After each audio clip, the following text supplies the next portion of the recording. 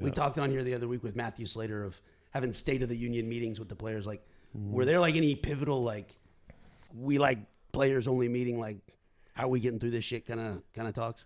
Yeah, I mean, right after the whole Gruden thing happened, we went to go play Chicago the week before, and they leaked one of the emails, and they was talking about some guy or whatever, and then it was just like, you could tell Gruden was so sick about it. And like he would tell you himself, like he was not ready to call a game. Yeah. And everybody kind of felt that. And then after we lose to Chicago with a rookie Justin Fields, couldn't score at all. Yeah. And after that game, all of a sudden, fucking the floodgates open.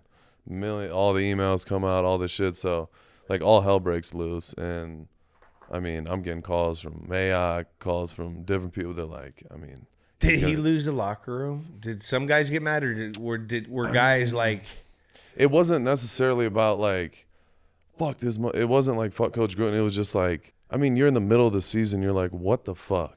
Like, there's no way you can rationalize it or how the fuck. It's from 12 years ago. You know what I mean? Like, or 11 years ago, something crazy. Everyone's just like, what the fuck? And Gruden has real relationships. I love John. I mean, John Gruden, he knows he fucking said some shit. Everybody has shit they regret to saying crazy shit. I'm not saying what he said was right at all, and he'll say the same thing, but John Gruden is a fucking good dude. Yeah. I love Coach Gruden, and, I mean, he's like family to me. So, yeah, it sucked. You're like, this is the dude that drafted me.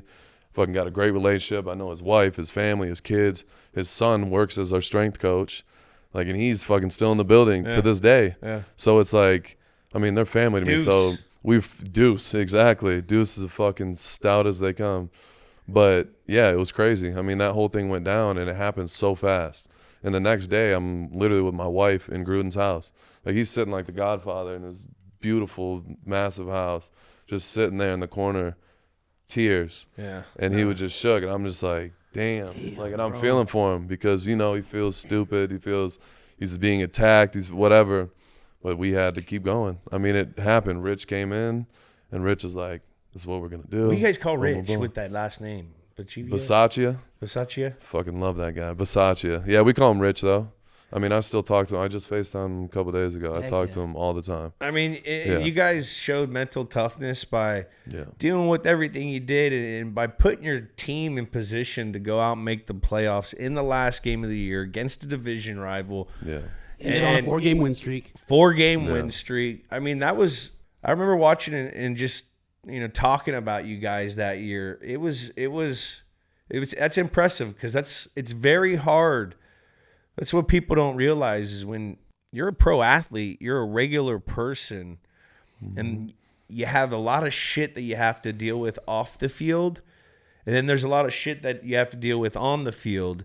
And if the shit you're dealing with on the field has a lot of like bullshit in it, there's already so much that you're juggling mentally. Yeah. And it's tough. And to put your team in the position to go out and make the playoffs in this game was awesome. Now, what did old Rich? Bisaccia?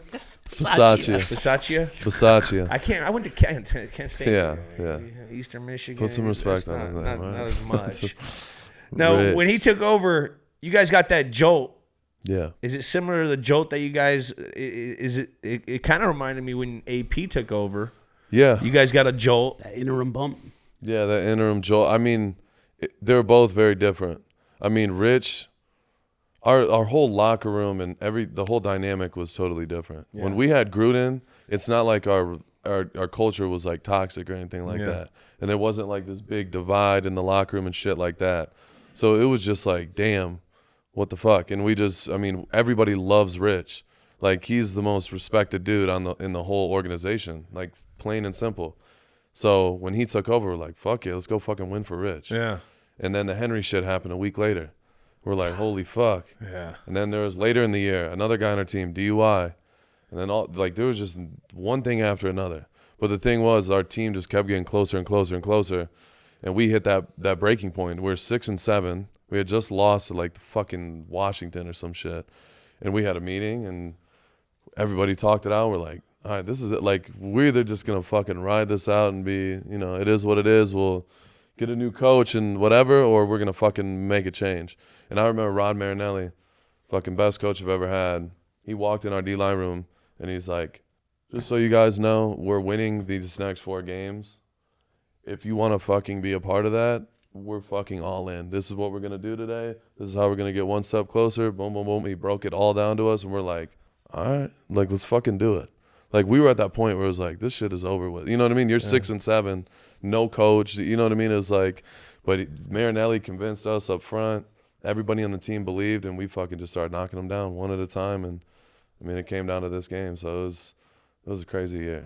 Yeah. Crazy.